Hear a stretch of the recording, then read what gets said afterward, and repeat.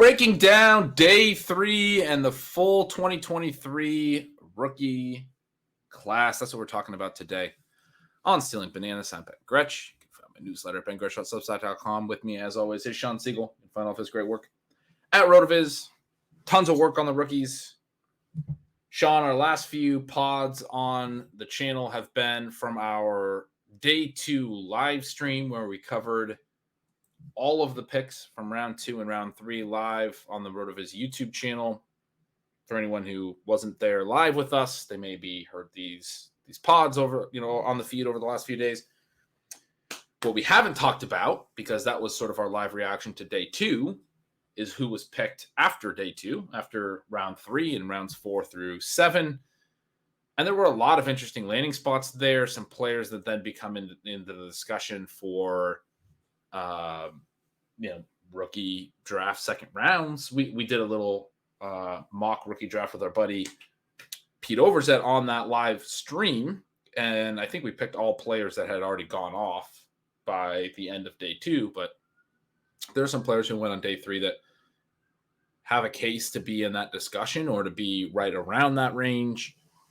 So yeah, we wanted to talk about a few of those, some of our favorites from day 3, maybe having had some time to sort of reflect, go over those takes that we had from the live stream, from the day 2 guys, the day 1 guys, whatever, the whole rookie class. I mean, there's a lot still to discuss here for Dynasty, for Best Ball. We have major Best Ball contests dropping all over the place. Got to know the rookies for that. Lots to talk about. There is just so much. And day 3 always brings some interesting landing spots. They bring a lot of the sleepers. You get guys that you really wanted to know where they're going to be, and now you have that. Sometimes it's disappointing, but we also get a sense too of how teams are approaching the draft. And so that part of it can be interesting. I obviously am looking at it in many cases from a Kansas City Chiefs viewpoint. That's a team I'm very familiar with, so I can understand kind of how their tactics work in with the overall team environment. Obviously, Detroit Lions, Arizona Cardinals, a couple other teams that I follow a little more closely there. We talk about your Seattle Seahawks, how their tactics maybe mesh with the overall landscape of their roster. I think some of those discussions are really interesting. And then we also get some moves that maybe were created from day 1 or day 2 selections. Obviously, the decision of the Detroit Lions to trade DeAndre Swift to the Philadelphia Eagles.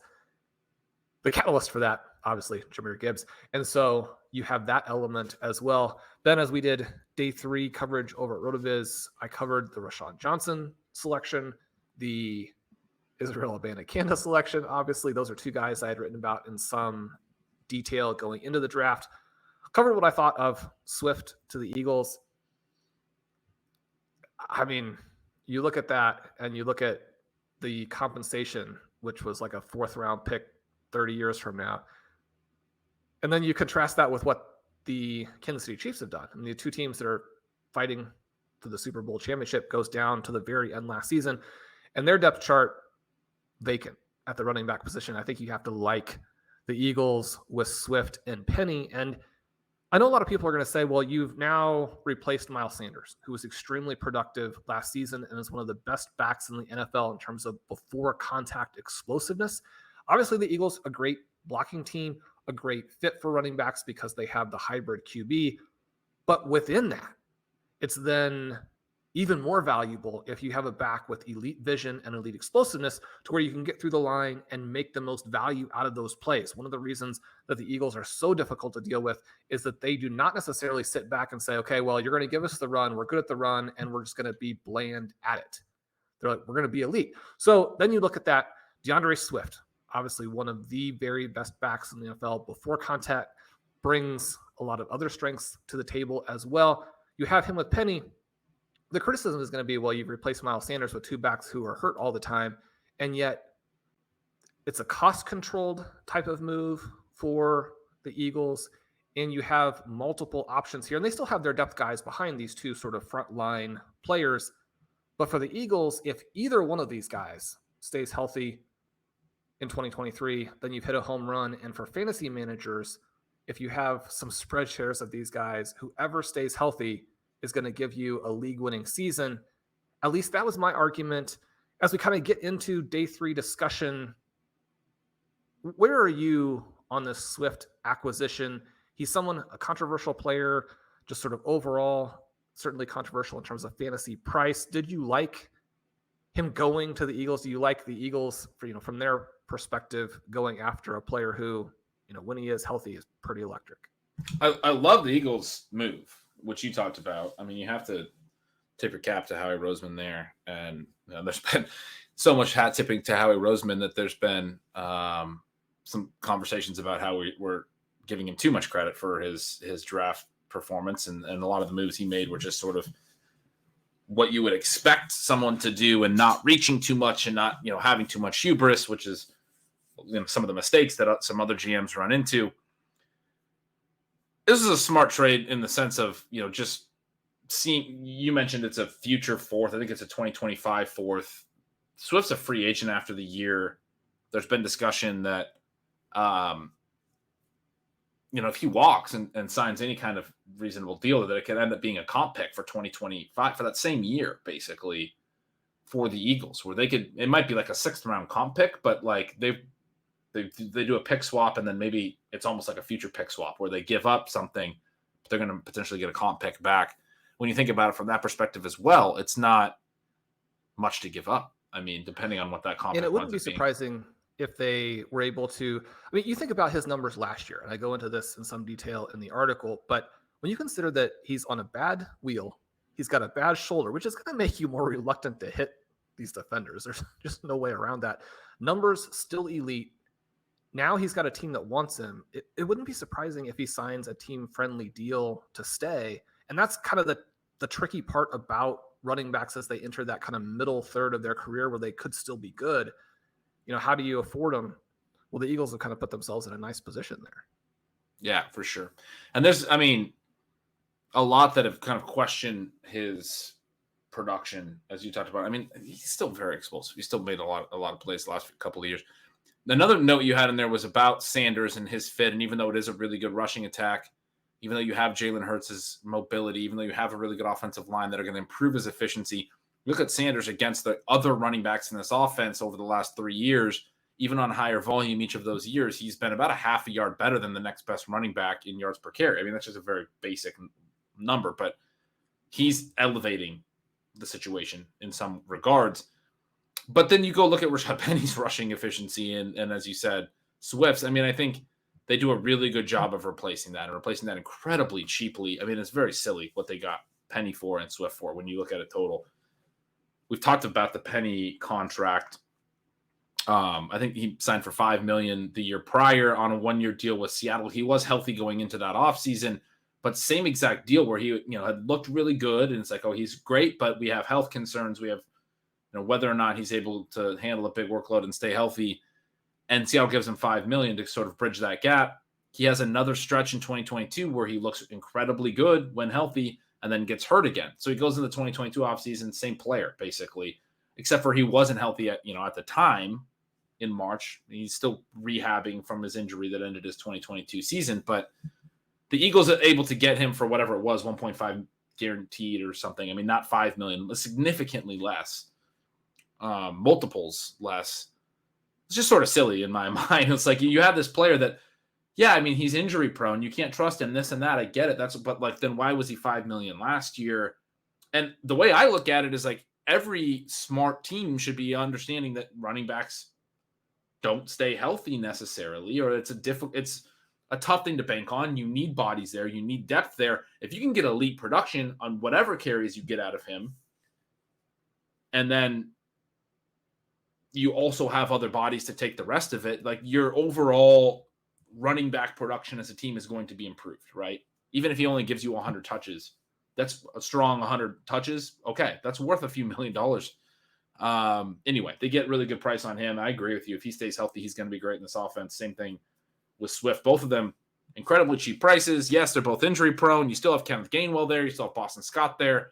You have bodies you're going to be able to put together a rotation that keeps them probably somewhat healthy, and I think they will rotate. As far as how I feel about them for fantasy, I think I feel best about Penny, honestly, in terms of like the fit. I don't know that Swift's going to be able to get the same level of receiving volume. I think Penny's probably a better pure rusher. But yeah, like that's sort of the fantasy concern, is that they're going to probably use a lot of them, but they're going to be good. I mean, they're going to rotate. They're all going to get some touches, but they're going to be good as well. You're going to get efficiency. I don't think they're going to be fantasy irrelevant, basically. It'll be interesting to see where their ADP settle throughout the summer as people do projections, as they start to talk about, there's not enough volume here. Jalen Hurts is going to take all the rushing touchdowns. I want to be in on, elite athletes, especially as you said, if one of them stays healthy and the other one doesn't, like that's going to be a monster situation. But it's just so clearly intelligent for the Eagles. The sum of what they'll get out of the running back position is going to be good. It's going to be a positive for them. I mean, Gainwell's looked really good in his limited work as well. You don't have to overwork anybody. You're thinking we're going to be playing not just 17 games, but hopefully 20, 21 games, depending if you have the bye. We're going to the Super Bowl again this year. We need to plan for a long season. Well, you need a lot of bodies, and you need players that can play at a high level, even if your best player gets injured. Sanders signs a pretty healthy contract to go to Carolina, and deservedly so, but you let him walk, you replace him with multiple players that can play at a high level and be explosive players. I mean, I just think that's obviously good business. It is. And you mentioned you like Penny in this situation. I think it's fantastic for him and a really good fit for fantasy managers in terms of tactics going forward, because the contract, as you alluded to, was very small with the Eagles. It was virtually guaranteed that they were going to add another piece. The additional piece could have been someone with more of a stylistic overlap with Penny to, where maybe he loses some of the goal line work that right now you would kind of expect him to have, and to have his price knocked because of Swift's name and because of Swift's talent and what he can do, but to still have a very clear role and to, it's hard to sort of overstate too the value for both of these guys. Just again, the fact that the other guy is injury prone, that's perfect, because it does unlock additional upside beyond what drafters are going to mostly have to pay for. So I love it for reality. I love it for fantasy. I'm in on both of these guys. Yeah, for sure. Sean, looking at the actual rookies that went on day 3, you mentioned a couple of them. I guess maybe it makes sense to start with some of the disappointments for whatever reason, in the sense of do we care anymore? Basically, I want to start with Abanikanda, who's a guy we really liked. He lands with the Jets. Obviously, Breece Hall is with the Jets. Also, Michael Carter, who we've spoken favorably about, didn't have a great season last year, but Zonovan Knight was pretty solid down the stretch last year. They now have a lot of talented backs in New York. Abanikanda is sort of a big play, explosive, change of pace type runner. Might get into a situation where he can do a lot on a little, maybe a la Tony Pollard is sort of like the long-term exciting element. But the reality is probably that Breece Hall is going to be getting as much work as he can get once he gets back to fully healthy. Is there any reason to be in on Abanikanda in redraft?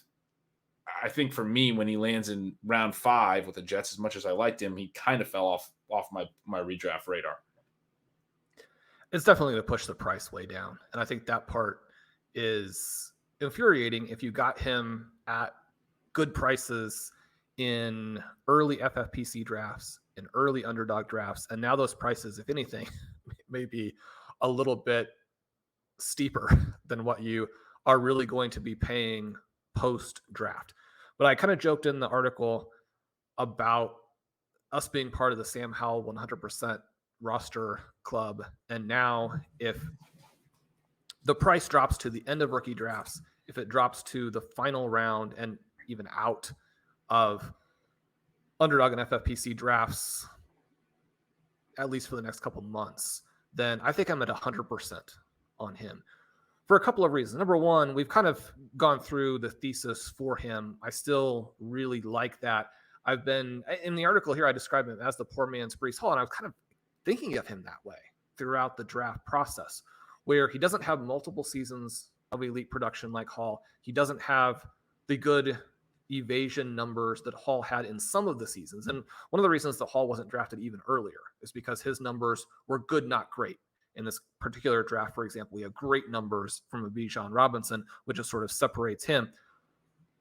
But as opposed to even looking at it that way, as I kind of worked through today's piece on the incumbent winners and why Isaiah Pacheco, obviously a huge winner for the Chiefs, it actually makes a lot more sense, I think, to think of Abanikanda as sort of the ultra-rich person's Pacheco. You go back through and you look at Pacheco's collegiate numbers, and they're extraordinarily poor, as we discussed at this time last year. My understanding, looking at Sports Info Solutions charting numbers, is that they now have him at 330 carries or so over the last 2 years, and only 4 total forced missed tackles in that entire time, which, I mean, there are some broken tackles, obviously, but those 2 parts of making defenders miss, he basically doesn't have it all. Abanikanda, not great, but a lot better than that. So if you kind of like what Pacheco was able to do with the Chiefs as a guy who has size and has elite speed and is in an offense where the defense can't really focus on you, then you should still like Abanikanda late. You should still like him at these cheap prices that we're going to get. And then one of the other things, and I would always caution people to not read too much into this, then we're kind of pattern matching with NFL offenses and schemes and coordinators and QBs, that there's the risk of thinking that a team is going to do something or a QB is going to do something because they've done it in the past, when if you have Breece Hall, maybe you don't go with the types of splits that you used even when you had Aaron Jones. And Aaron Jones, I mean, about as dynamic a small back as you can possibly have. And yet the Packers used Jamal Williams. They used A.J. Dillon. I mean, if you think that Abanikanda is anywhere in that range, then his ability to still be sort of a RB2, RB3 borderline guy is there if he's able to completely knock down the rest of the people in that running attack, which you mentioned. I mean, some of those guys can probably play a little bit. The other tiny thing here is that if you're all in on Samaje Perine, and I mean, you probably should be with where we are with Javonte Williams, then Abanikanda gives you a way to play that type of thesis probably a lot less expensively, because we still have at least some questions about Breece Hall. Now, my understanding, Ben, and I mean, definitely correct it for our readers if this is really not the way that we should be looking at or the way it's being reported, but we're probably more confident in Breece Hall being ready in the first month and actually at some point in the year being back to the elite than we are with Javonte Williams. But both of these guys have questions. That's sort of my understanding as well. I would say that I can't correct you. I have not done enough research on that to be able to comment on it. We'll have to circle back on it on another show. I'm sure somebody out there will know better than us. But I would push back on kind of almost a lot of that. You are notorious. Ben doesn't like him. He's like, he's off the board now. You're notorious for being optimistic. I think that was a very good painting of the positive view of this. I want to spin it the negative way. You made the Isaiah Pacheco comp. The immediate thought is Pacheco had a path to being the starter, the lead back. Abanikanda doesn't have that type of path, obviously, with Breece Hall in the same backfield.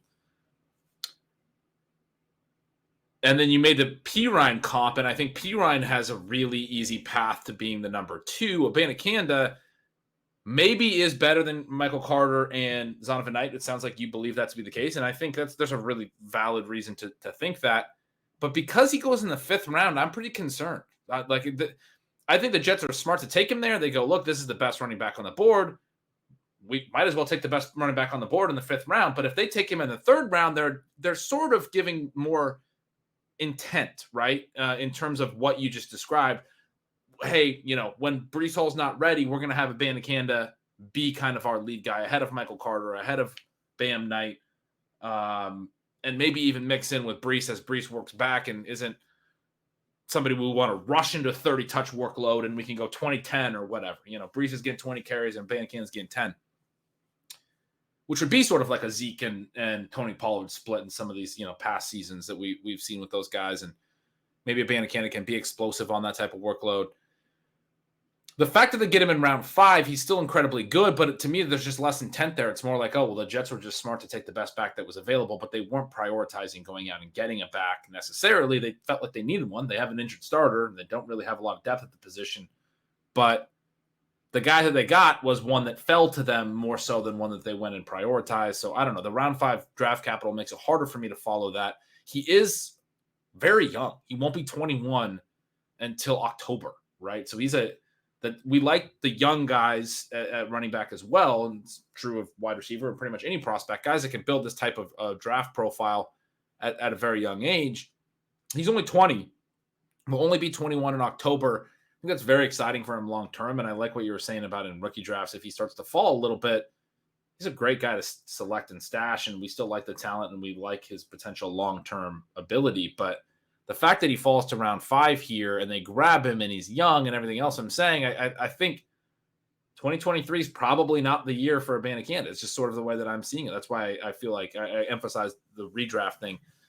I feel like they're excited to add another talented player, and he has a path, certainly, but as long as Breece Hall is able to get back and get healthy and be good, that Abanikanda is going to just be a part of the mix with the other backs and sort of have to build in 2023 to where, he's maybe the 1B to Breece Hall's 1A in 2024 and beyond. That's sort of the way that I'm reading it. I like your rosy view of it. I just wanted to give the sort of pessimistic alternative take, which I think is fair as well. I mean, I think there's multiple paths there. It is a bummer.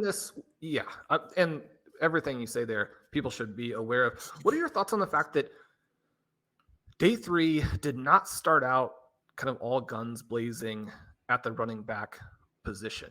The 2 guys that I said on our day 2 stream that I wasn't that worried about were Johnson and Abanikanda, because I felt like with their size, the way people tend to think of these backs, that they were going to be drafted because of the size and because each of them in a very, very different way, almost on fully opposite sides of the spectrum, but they have some elite traits, and that was going to get teams to go after them.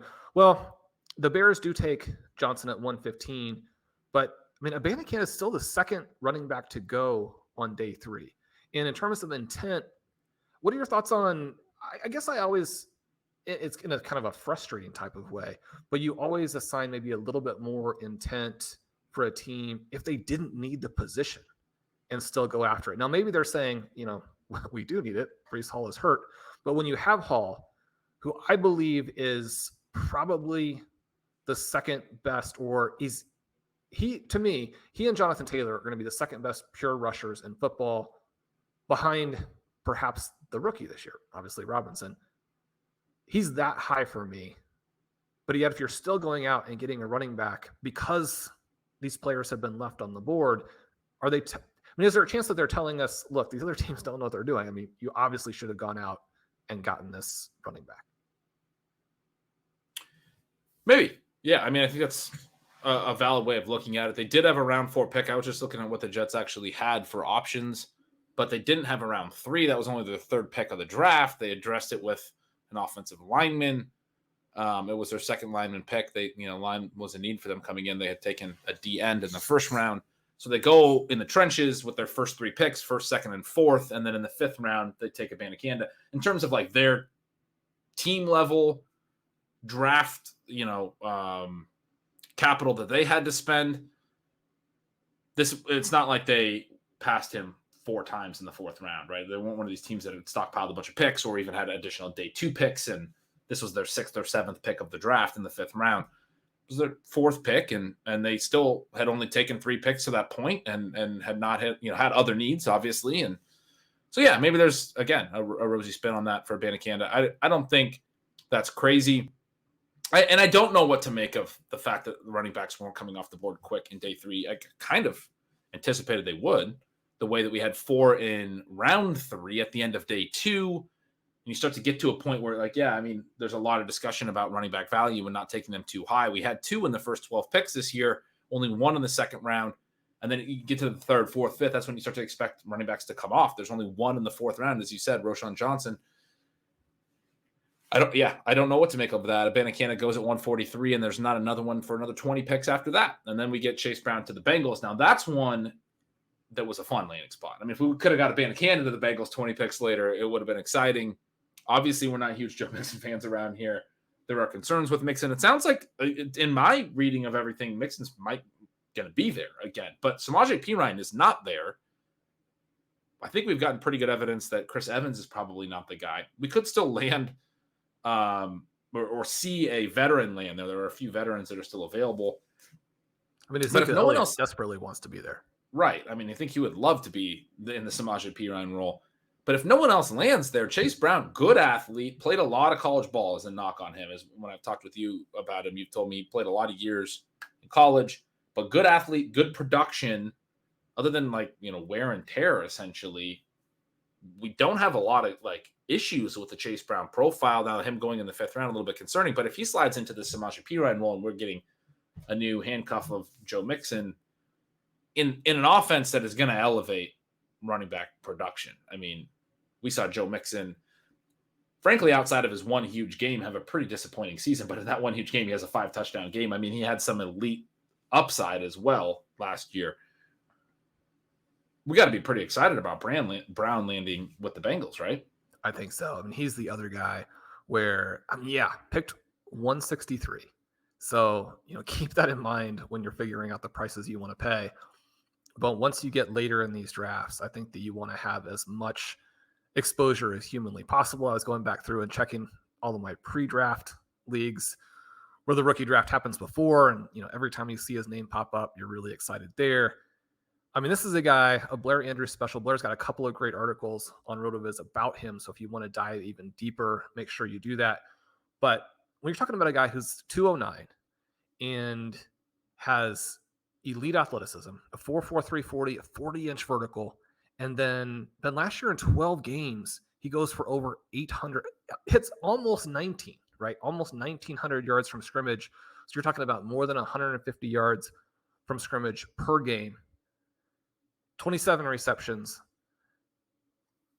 Again, you're talking about a late round draft pick, and you can't emphasize that enough times because you want to make sure you keep a reasonable outlook on this. But he is not only the perfect back for the Bengals, but as you mentioned it, the Bengals are the perfect offense for fantasy football production. I mean, number one, if I had to rank all the offenses in terms of where I would want my favorite running back to be, Cincinnati would be the number one because they score a lot of points and they throw the ball to the back.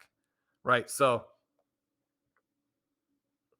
this is the most exciting of all of the picks on day 3. That's how I felt too. And it's not, I mean, there are some concerns with Brown's profile. He's not extremely efficient, etc. But the landing spot is just it's just the nuts for the day 3 landing spot. You mentioned just massive, yardage numbers, showed an ability to handle a huge workload last year, 328 carries, catches 27 passes, 1,800 plus yards. I mean, he's an advanced age. He started his career at Western Michigan, transferred to Illinois, played 5 years of college ball.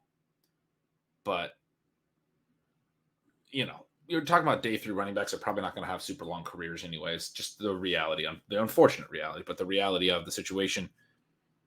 He has the ability, should something happen to Mixon, where Mixon misses some time. I mean, there's been suspension talk. There's obviously potential for injuries. There's been release talk, which doesn't seem likely at this point, as I was saying. But if something were to happen to where Mixon isn't available, especially if they haven't made any other additions, is the key. But Brown seems like he's capable of taking a pretty big role this season. I mean, one of the things with the advanced age is one of my things with the Abanikanda is, being 20 and not turning 21 until the start of the season is the team knows that. And they're going to think, oh, well, we're going to move him along a little bit more slowly. We sometimes see teams sort of redshirt guys. You just don't see it as frequently, I think, with the older backs either. I mean, they might not like them and they might never use them, but they're not they're going to be yeah, he's advanced stage, but we're going to throw him out there as well. So anyway, the early production might be potentially possible as a result of that. And there does seem to be some, at least outside shot of a Joe Mixon suspension, Whereas obviously that's very clearly being factored into how people are looking at Kendre Miller there in New Orleans with Alvin Kamara. Yep. That's a big one as well. Yeah. Interesting landing spots for a few of these running backs as a result of, the backs that are already on the roster. Shawn, other day 3 backs, any other ones really exciting to you? I mean, the big ones that I want to get your thoughts on, Evan Hull, we talked a little bit about on day 2 stream lands in Indianapolis. I thought that was kind of a fun landing spot for him. Zach Evans is a guy we talked a little bit about. He lands with the Rams. Potentially could be the backup to Cam Akers pretty quickly. Dwayne McBride lands with the Vikings. Round 7, falls a lot, but a lot of reason to be excited about him. We don't know what's going to happen with Dalvin Cook. That's another one where there's been some cut discussion. There's been some, we don't know what's going to happen, discussion at least, where the incumbent might not actually be there for week 1. Probably still be Alexander Madison's backfield to start. They gave him a decent contract this offseason. Not really sure why, but they did. Your boy Ty Chandler is still there and could be somebody who would fit in. How does McBride stack up for you in this depth chart? Let's just say Dalvin Cook were to get cut later this summer. Again, doesn't really seem super likely after the draft with these, veteran cuts. I've heard some people describe it as likely. Maybe that one is more likely, but his contract does have some problems with it with Cooks. They might have to at least restructure it or something if they're going to keep him. But let's say he got cut, just for hypothetical purposes. Where does McBride stack up for you with Ty Chandler, who I know you like, and Alexander Madison? This is kind of a fun one because when you're thinking about scenarios, it doesn't really seem like, and it won't turn out that everybody from this group is a winner. But when you think about the scenarios that are now possible, I think you can say Dalvin Cook, a winner, because they don't draft a clear-cut other back to where you have Madison and a day 2 pick now as the two-headed monster and Cook's getting cut. Now, there's a possibility that Cook could end up someplace better, but I don't think that you really want to be cut as a back his age, especially when you're in an offense that is pretty good. Now, it didn't turn out to be as good for him last year as the previous offense had been, but that Minnesota system there, it's going to be good for the running back if the running back plays well, which is the issue that Cook had last year. He didn't play that great. But it's also a win for Madison because now if Cook gets cut, then, he's going to be off to the races, at least from an ADP perspective. But it's great for McBride because if you're going to fall that deep into the draft, you want to fall into a situation where you could still win the starting role, which is if Cook gets cut and Madison is the nominal starter. If McBride had crazy breakaway numbers, he was the number 1 back in Dave Cabin's breakaway rush score, like the number 3 back over the last 10 years. Now, the caliber of competition that he put those runs up against is very, very, very weak. So you want to be aware of that. But McBride is somebody who, if healthy, there were people saying he could be the number 4 back selected in this draft. And I think if not for some of the uncertainty, he would have gone much, much earlier. Well, if you have that really wide range of outcomes, then you want to land in a situation where if you hit the top end of it, it matters. Because sometimes it won't even matter. You're just going to be buried. You love it for him here. But then the other thing for Ty Chandler is if Alexander Madison and Dwayne McBride are the 2 guys ahead of you, again, if you're assuming that maybe Cook does get cut, and McBride hits the lower end of that, and then you're looking at Madison as the guy you've got to beat out, then Chandler is going to be a more dynamic rusher if he hits toward the top end of his possible outcomes. Colin and I had Matt Hicks on RotoViz Overtime this week, kind of breaking down post-draft stuff. Matt, one of these analysts who's deep into the draft stuff full year long. It's really his emphasis. And he was mentioning that he was still excited about Ty Chandler. So anytime I hear somebody say that, you want to have some of that enthusiasm. You get confirmation bias is a powerful drug. Exactly. It's so exciting. So anybody who wants to hear that, you can check him out. But yeah, I think this is a win for all 4 of those guys. I kind of feel the same way. I like there's a lot of uncertainty in that backfield. they can't all win at the same time, but the ways that, now the paths line up for each of those profiles is a little bit more favorable now. I mean, it all kind of worked out. I like your point about how Minnesota not taking it back until the 7th round is a positive for Cook. It's a positive for Madison as well. It could be a positive for Ty Chandler. I mean, it could be viewed favorably. At the same time, when you're McBride and you fall all the way to the 7th round, you're grateful to land in this particular backfield out of all the options, similar to what we were just talking about with Chase Brown. Not on the same level as the Bengals, but similar. I mean, a positive landing spot. Deuce Vaughn to the Cowboys, Evans, Hole, anyone else any other name I didn't mention with the running backs before we maybe switch over to some of the receivers? Well, the other person I'm going to be at 100% on is Zach Evans, right? Because, I mean, you're talking about somebody who went way over 100 yards from scrimmage per game in his final season with TCU, even with Kendre Miller there kind of pushing him. You've got over 1,000 yards from scrimmage last year in 12 games when he wasn't really even the starter down the stretch behind the young guy that Ole Miss had going there. He can catch some passes. The thing that really knocked him down is he's not that big and he didn't test that well. But another guy in terms of the breakaway rush score, and you watch him, and Ben, again, we don't do a ton of, film grade types of things, and we don't have the depth of awareness of the college game that the analysts who spend, most of their season with the college guys have. And yet when you watch Zach Evans run, he is a highlight machine. And if you don't test that well, and if you have some of the personality quirks that he's got in his past, I mean, he was this elite recruit, but couldn't decide where he wanted to go. And then obviously you transfer once you're in school, you fall behind a freshman when you're at Ole Miss. You don't put up the huge raw numbers. When people are going to look at you and say, well, we can't draft this guy to be our starter. But when you're talking about a Rams team that didn't have a lot of picks and had to be choosy with the way they wanted to go, even late in the draft, if they were going to add pieces to their team, I mean, this is Cam Akers and basically nothing, right? You look at the Rams, and I'm trying to do this for my rankings updated post-draft, and it's shocking how thin the Rams are everywhere. To where, I mean, your guy, I know that you're excited that, Van Jefferson had to make a place in my rankings in that like 230 range, but they have nobody. And so anybody that they have who could play some snaps on that roster is relevant, because a healthy Matthew Stafford, and we don't know that he's going to be, but when you're thinking again about scenarios, you have a Super Bowl winning quarterback, you have a Super Bowl winning head coach, you have Cooper Kupp. They're going to move the ball, but the people that they use to do that behind those main guys, we don't know who they are. Cam Akers is probably a good pick right now, and yet we know the problems that he has had with Sean McVay.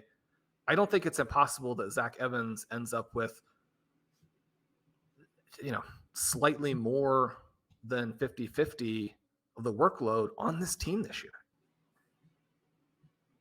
I love that. I mean, as you're going there, that's sort of, I was starting to get excited too, because I was thinking before you started talking about Kyren Williams, like any excuse to fade the other backs in this backfield. I mean, I think people got really excited about Kyren Williams last year for really no real reason. The guy's not particularly athletic, not a ton of argument about him other than like we were getting positive quotes out of Rams camp, but they're constantly talking up players like this that are not particularly good.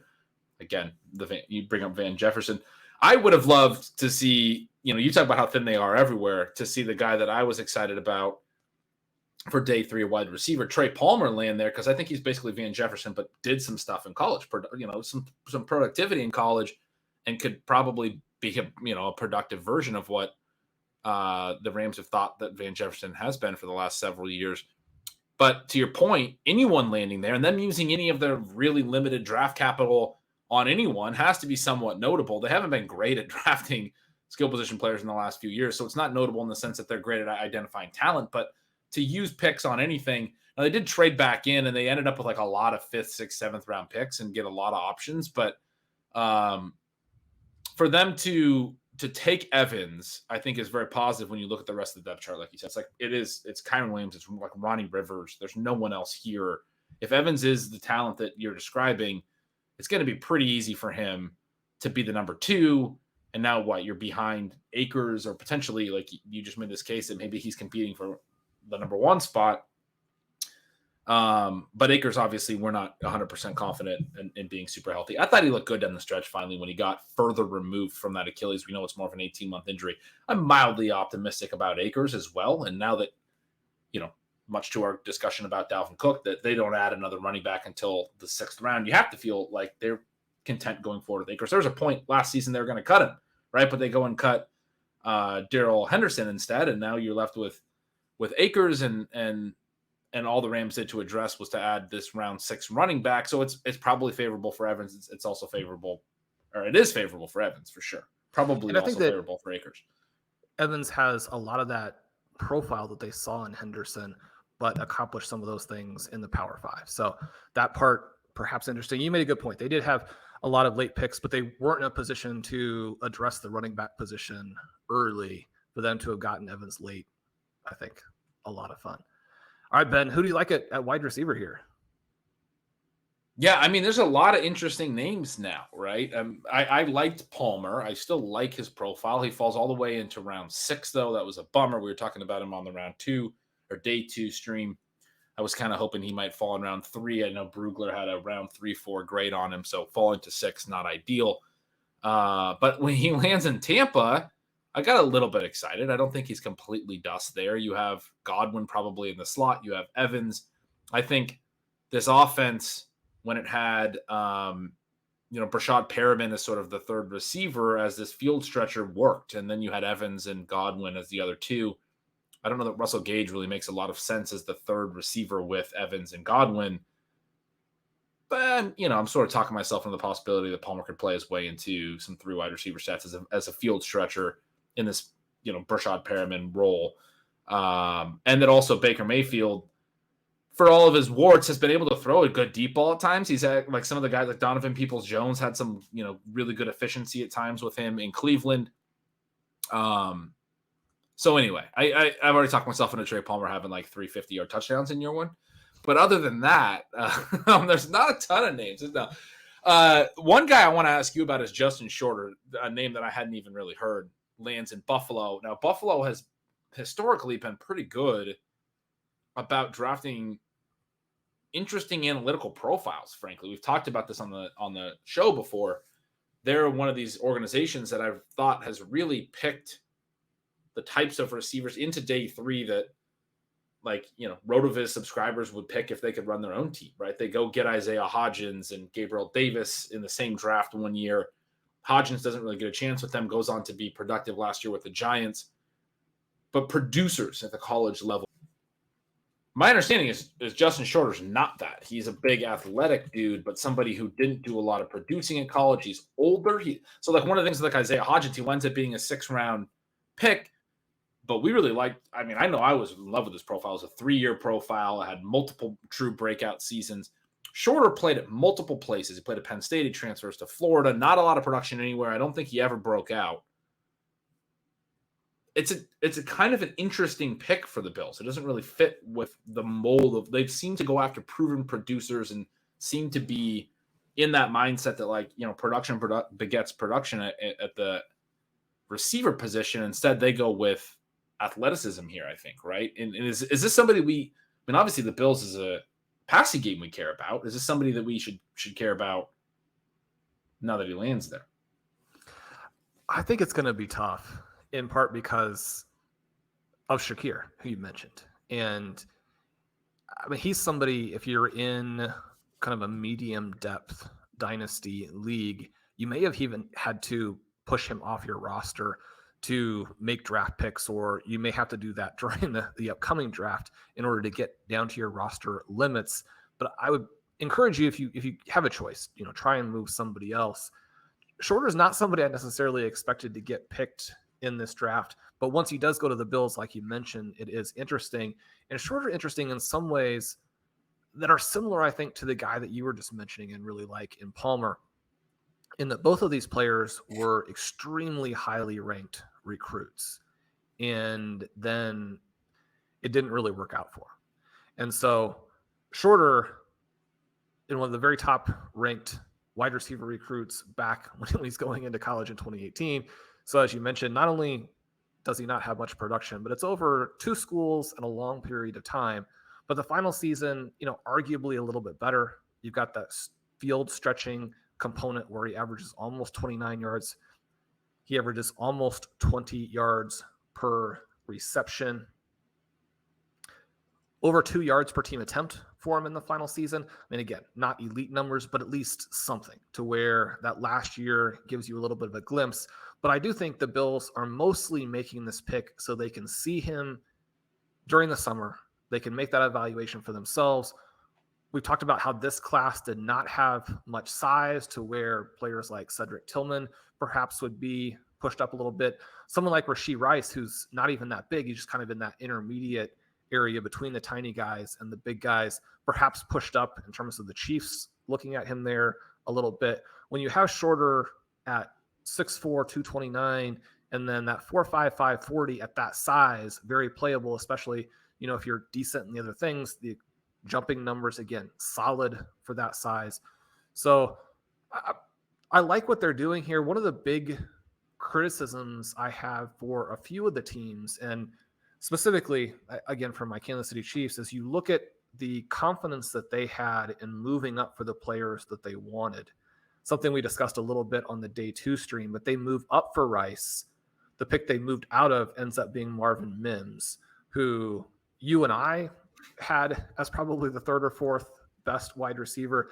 It was crazy because Colin and I keep having these guests come on overtime, and I grill each one of them, like, tell me why Mims wasn't the top guy.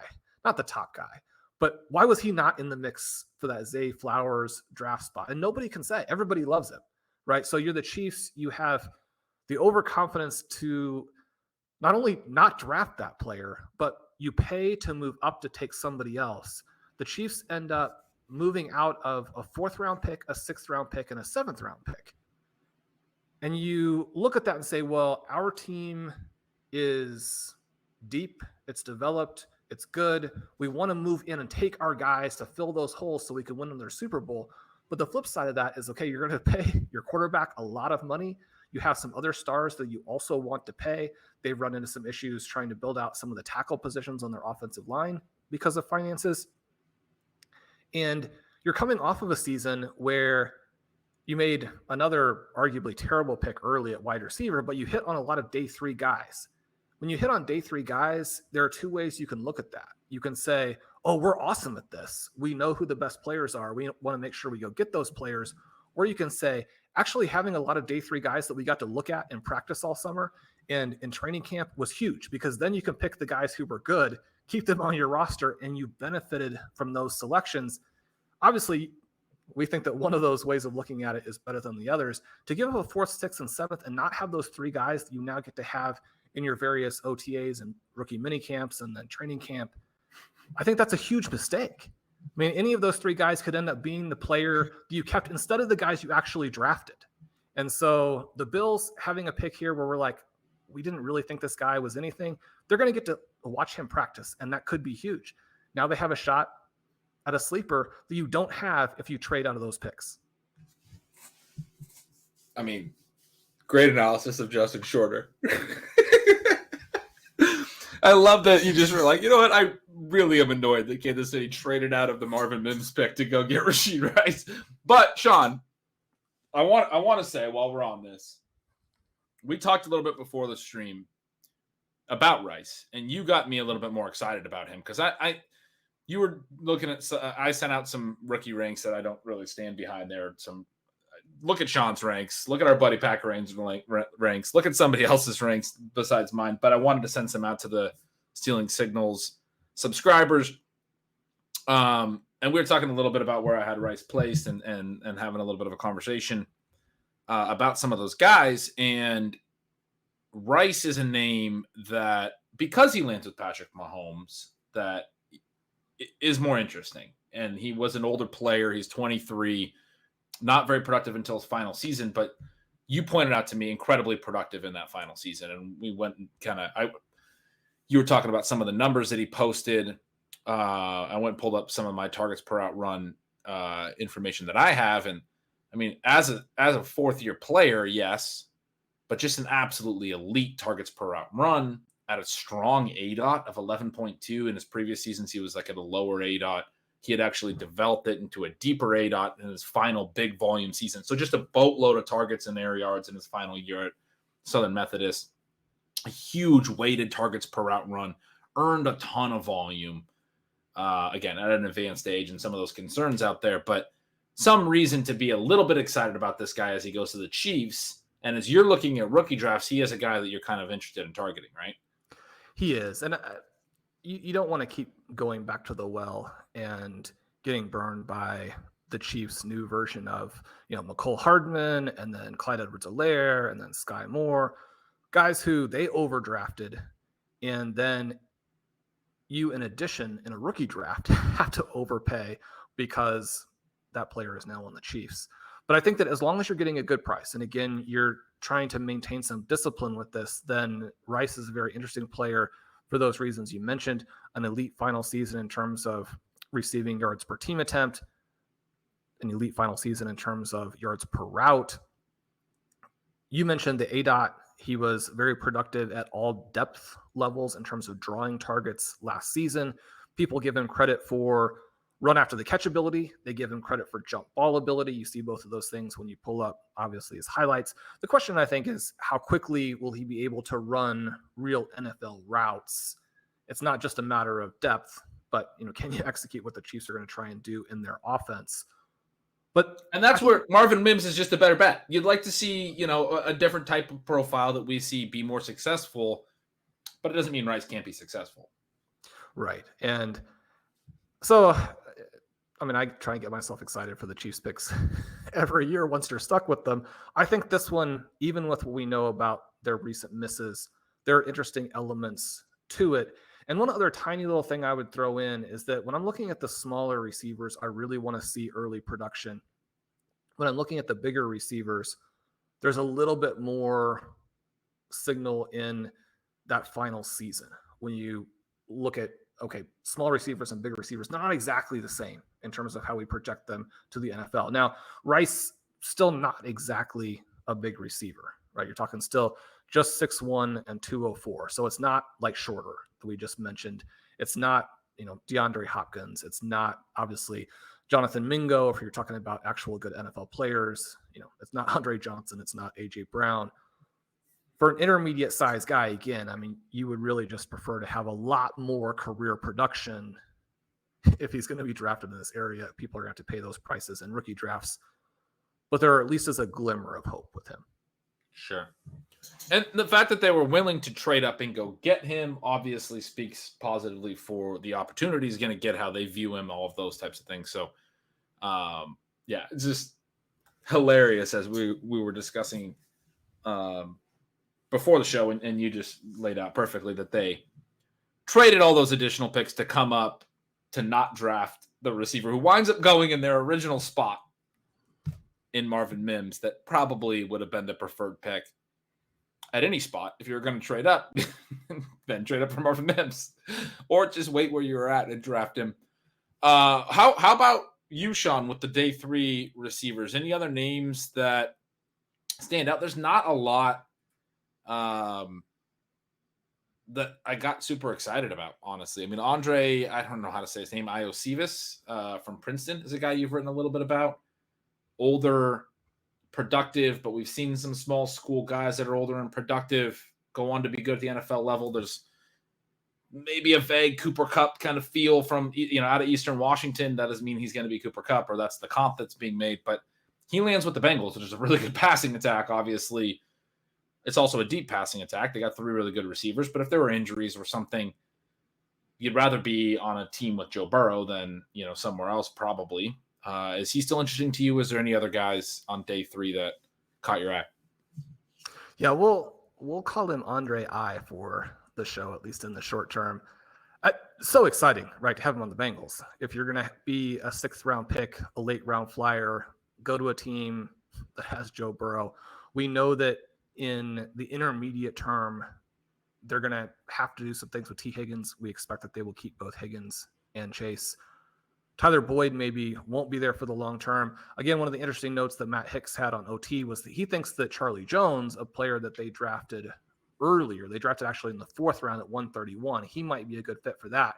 So even though, we love the Princeton biathlete, or that's not the right term, but these guys who can go out and do all of the different sports. And I mean, Andre, again, just a fantastic athlete. It'd be easier to be more excited if he were the only receiver that they've added. They've added Sure. somebody who probably is better than him. When you look at some of these other teams, names that jump out, Tyler Scott, we would argue the better of the 2 Cincinnati prospects. Now, Matt was saying that Trey Tucker, who was drafted earlier by the Raiders at pick 100, really just a special teams guy. I would probably not use pick 100 to bolster my special teams. But we saw some kickers, we saw some punters. If those guys end up being fantastic, again, the expectation even for a player at pick 100, not super high. So you can see why some teams would make some of those moves. But Scott, I think, would be interesting in a vacuum. How that Chicago passing attack is going to develop will be interesting. I mean, you and I are mostly hoping that it has enough volume and enough quality to support DJ Moore. Beyond that, especially when you've got guys like Darnell Mooney, could be tricky. But at least Scott is a 21-year-old. He's not 38 like their draft pick last year, Velus Jones. He's a deep threat. He's fast. There's some overlap in skill set with Justin Fields, but he's small. He's not a big, deep threat. I'm a little bit concerned about his size and whether he's just sort of a,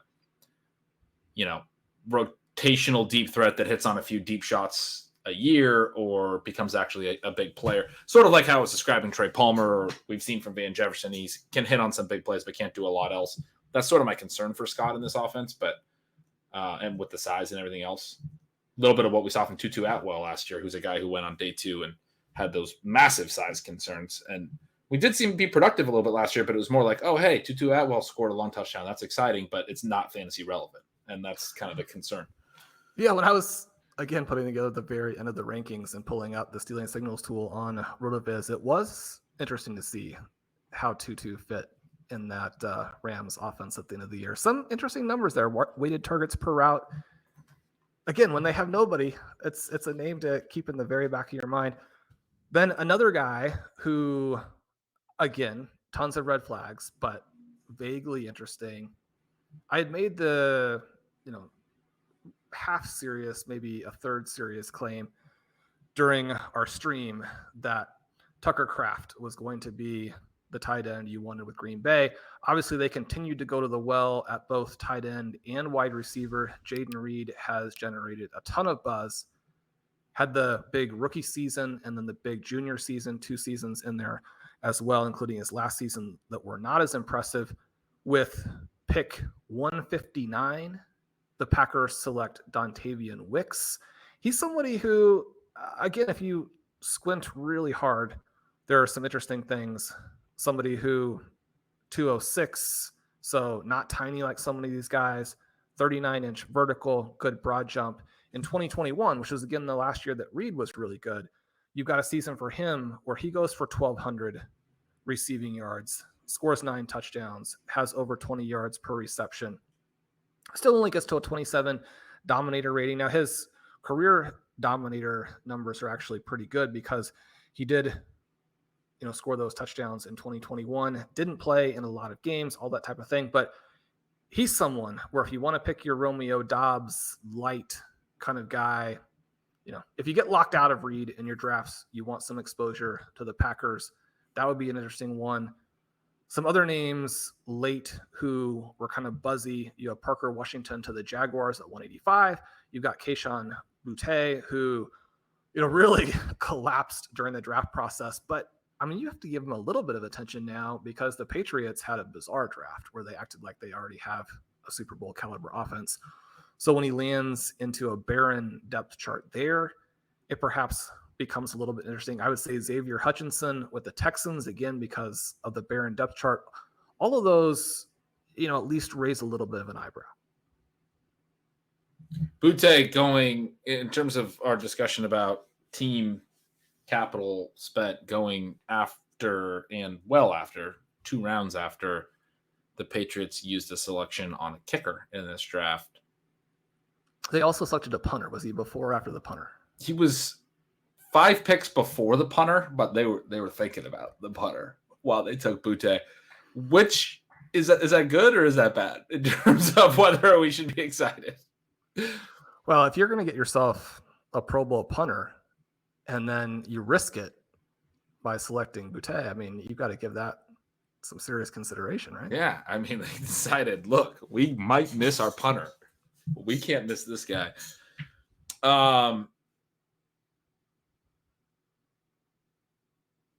Shawn, so that's sort of there weren't a lot of other interesting tight ends. I mean, there were a few tight ends taken late.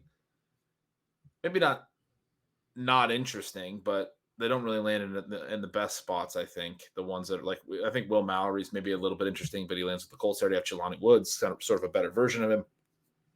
Zach Kuntz was someone that was sort of interesting. He lands with the Jets. He might be interesting. I mean, all they really have is Tyler Conklin, CJ Uzomah. But 7th round pick, he falls pretty far. Not really a lot at that position on day 3. A ton of QBs go in the 4th and 5th and 6th and 7th round. There was 1, 2, 3, 4, 5, 6, 7, 8, 9 QBs taken on day 3. I feel like we don't usually see that many taken, but interesting to see, to say the least. Jake Hayner's a guy that played a little bit at UW and then transferred to Fresno State and got a lot of buzz, and he lands with the Saints. He'll be probably backing up Derek Carr. Stetson Bennett obviously wins a couple national titles with Georgia. He lands with the Rams and looks like he'll be backing up Stafford. Those are kind of the 2 most interesting ones, I think, in terms of the QBs, but not a ton of day 3 buzz at those positions. We sort of talked through running back and receiver, but looking back a little bit on day 2 as well, Shawn, as we kind of wind down here, one of the guys we're talking about a little bit before the stream was Devin Achane, and I ranked him kind of low in my rankings. People are really excited about his landing spot in Miami. I've been a little bit hesitant to offer a ton of thoughts on him, but he is one where I guess I'm kind of having a hard time understanding the excitement and the enthusiasm, the overwhelming excitement. He seems to be a guy that we're seeing almost, and I've been a part of this type of enthusiasm and excitement on other prospects, so I'm not criticizing it, but almost, a desire to each analyst wanting to vault the other in terms of how much they love Devin Achane in Miami. He wasn't particularly good last year. He showed some explosiveness earlier in his freshman and sophomore year, but the efficiency fell off a little bit last year. And for his career, I mean, it's good, but it's not elite. And he's a very small running back. He weighs in at sub 190 pounds. As we were talking before the stream, you mentioned not very elusive either. Very extremely fast, straight line speed, but not great with the elusive ratings. If you watch him on film, you don't see him do a lot of juking or just leaving guys in the dust. And then my concern is the fit with Miami. Everyone acted like was the greatest fit you've ever seen. Yes, it's not a really deep backfield, but Achane's a specific type of player. I think you wanted to see him in a place where he could catch a lot of passes. I talked a lot last year about Miami's offense and Mike McDaniel's offense coming over from San Francisco not being great for running back receiving. We saw that play out. We saw, number 1, a lot of Tyreek Hill around the line of scrimmage. Number 2, more Alec Ingold out of the fullback position than you'd like to see. They gave him a pretty big contract. I was talking last year about how he might be a little bit of the Kyle Juszczyk. He caught a few passes and was a little bit of a nuisance for the running backs. He's getting used on some of those types of routes. Not a lot of teams throwing 20 passes to fullbacks, and it cuts in, from a projection standpoint, it's a little bit, of a minor point. But with Achane, I would like to see 50 catch upside. I don't see it in this offense where they use the fullback a little bit, where they use Tyreek Hill so much around the line of scrimmage. Yes, Mike McDaniel's good at scheming the best out of his best players, but his best players are Tyreek Hill and Jalen Waddle. Those are the guys I think that this offense is really focused on. That's what we saw last year. And everyone else is sort of situationally used. I think Achane will probably be situationally used and be used well, but man, I've seen a lot of excitement. And again, I don't want to pour a ton of cold water on it. I feel like I'm the one missing something here. And so I'm not, trying to make a huge point, but I don't know. I don't know what the huge upside is here for a guy who's a smaller back in a backfield where there's two other backs that they trust in Mostert and Jeff Wilson. I think if either of those guys gets hurt, the other one is the lead rusher, not the 188-pound rookie. I think Salvon Ahmed is, still somebody that they like and would potentially, or even Myles Gaskin, I think is still, I don't know who's going to wind up on their game day roster or whatever, but if injuries occur, look, A-Chain got good draft capital. They like him, but do they like him as a situational player, or do they like him as someone that they're going to give 15 carries to or even 10 carries to? At 188 pounds, I feel like they probably drafted him as more of a situational guy. But maybe I'm missing something there. Is he like the Elijah Mitchell of, this offensive scheme? Obviously, Mitchell very successful under McDaniel when McDaniel was still with the 49ers. I think there's reasons to be excited that this type of back, smaller, explosive back could excel. But yeah, talk me through that. A third round pick. That's exciting, but I've seen people talking about him as a first round rookie pick, and I'm having a hard time with it. Yeah, I'm going to hopefully have a decent amount of A-Chain because I love the small, fast running backs. But I am a little bit surprised as a small, fast running back enthusiast that I'm not as high as a lot of other people, which isn't usually the case.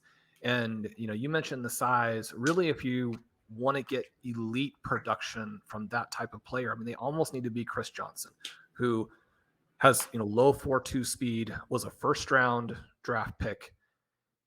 He fights through that rookie battle for the starting job, puts up good numbers in his second year, puts up fantastic numbers. But you have to be that kind of player to do it at the NFL level at that size, unless you're going to be this monster receiving back, which again, I think is difficult to project him as. Now, you think back to last season, and Raheem Mostert, that week 17 game, he doubles his previous career high with 8 receptions, plays a huge role in people winning, millions of dollars in Underdog and other formats because the 0 RB guy hit at the right moment. We obviously liked Mostert. He was on the 0 RB candidates list. And yet maybe that end of the year and big moment game is, I don't know, staying in people's minds a little bit more than it would have if it had happened in week 5 or week 2 or something to that effect. And yeah, I guess I still believe in Mostert. I still believe in Wilson. I don't think those guys are stars. If you told me that A-Chain beat them out, I would believe you. One of the reasons I think that people are excited is that the head coach supposedly was the driver for the pick. And that makes a big difference because obviously he's going to be the guy deciding who plays and how the offense works. So that part of it, I think is important and probably we should be excited about. The thing with A-Chain, again, we're trying to decide just how good he probably is. You mentioned that his efficiency numbers in the final season after Isaiah Spiller departs were only so-so, which again, with somebody who's got that electric speed, you just want to see those big numbers the final season. So then you pull up and you watch him run and you're not seeing Jamal Charles types of plays. You're not seeing Chris Johnson types of plays. I wanted to make sure that I wasn't kind of overestimating that in my head, just from a handful of snaps that you're looking at. So you pull up the numbers from Sports Info Solutions, and you look at the forced missed tackles for his final season. Larry Andrews had a great article last week about forced missed tackles and how they're a good indicator of future NFL production. They'll actually help you beat draft position. His numbers for 2022, just 21. And those aren't terrible. And yet, to put that in context, in 2021, Isaiah Spiller, who most people consider to be a very kind of mediocre talent, had 30, right? So again, 50% more from a guy who had a similar number of carries the previous season and everybody believes is just a guy. If you're not going to break a lot of tackles, which A-Chain isn't at, again, that weight, you need to have that ability to make these college players especially look foolish. Now he's running in the SEC. We know there's a lot of NFL players on those defenses, but for me to go and start picking him in the range of Jordan Addison or Quentin Johnston, or even considering him against those tight ends who, especially if you're in tight end premium now, are really interesting players. I want him to be more than he seemingly has been so far.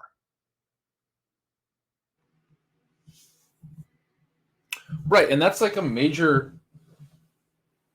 issue when he's not very big, right? That's already a limiting factor if he has an elite profile, right? We were just talking about Tutu Atwell. Tutu Atwell, like, wanted to be in on because it was this, 3-year early declare that was just an elite producer in college. You're like, yeah, I mean, maybe he can succeed. And you're like, oh, yeah, but he's really, really small. And obviously, size is not that much of a limiting factor for HA. And I'm using a really extreme example with Atwell here, but Atwell was a guy where the production was very exciting, and then it's you're going up a level in competition. The players are bigger and faster and stronger now. I want to see you dominate the college. Like you said to me, like when we were talking before, like you'd love to see these smaller guys sort of clowning on everybody in college. And at that point, I'm like, okay, well, go watch Jahmyr Gibbs tape, and he's bigger than HA. I mean, he's clowning on everybody at the college level in the SEC and making them look bad. And obviously, A-Chain also played in the SEC. But you don't watch Jahmyr Gibbs and go, man, small back, I'm a little bit worried about how that's going to translate as he goes to the next level. You're like, man, this dude's going to juke out every NFL linebacker in the league. He's just that talented. He's just like the best running back I've ever seen. Like that's how you feel when you watch him. And then you're like, yeah, okay. I get why the Lions decided to take him at 12. Like, okay, fine. Like, it makes sense. But, I mean, you just don't see that. And I don't see it with A-Chain. So, yeah, he's one I wanted to get a few more thoughts on. Shawn, we didn't really talk about Roschon Johnson. He's a big back. He fits in with, other backs who have looked good in Khalil Herbert and Deontay Foreman into a good, Bears backfield. I don't know that. I mean, there's like a huge take that needs to be made on him right now, but he's big. And he played behind Bijan Robinson and didn't produce a ton in college because he didn't get to play a whole lot. But he's one of 3 backs that I think they all could make sense as the potential lead back for the Bears, or they could all play some, and then you don't know what's going to happen. So after the Roschon thing, should I just throw it to you to close? Sure. Okay. But yeah, Roschon was another notable running back that went on day 3. I think we covered most everybody on day 3, Shawn. We'll be back next week, certainly, with more discussion. I don't know. We haven't really planned out a bunch. I'm going to start working on some projection stuff over at Stealing Signals, so we'll be getting to talk through my projection process a little bit as I go through that. We always have a little fun with that. I always enjoy your thoughts on my projections as we do that, and I'm just getting started earlier this year so we can build a little more content off it. Should be a lot of fun. I'm sure we'll do some drafting together pretty soon. I don't even think we've drafted yet together this year. So we got a lot that we can hit on over these next few weeks. Yeah, we're going to get some drafts in. You and I have the 6, 7, and 8 picks in our RotoViz Triflex League over at the FFPC. We have multiple seconds, multiple thirds.